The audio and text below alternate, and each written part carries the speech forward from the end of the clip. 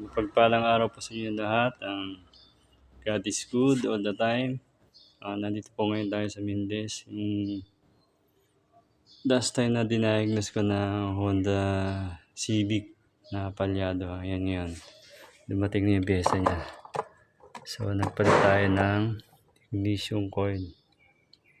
3 peraso. Kasi yung isa niya kapapalit lang. So pinitan na natin ng 3 ignition coil, tapos yung mga connector niya ito. Yan. Itong connector na to.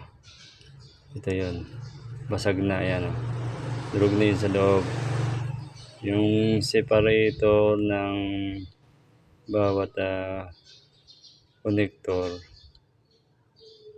basag na. So may tendency magkadikit-dikit sa loob. Napalitan ko na ngayon yan ito.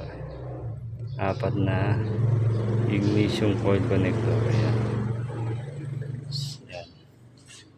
So bago ko panda rin, ipapa-changer na rin ng customer. Changer saka palit ng transmission fluid.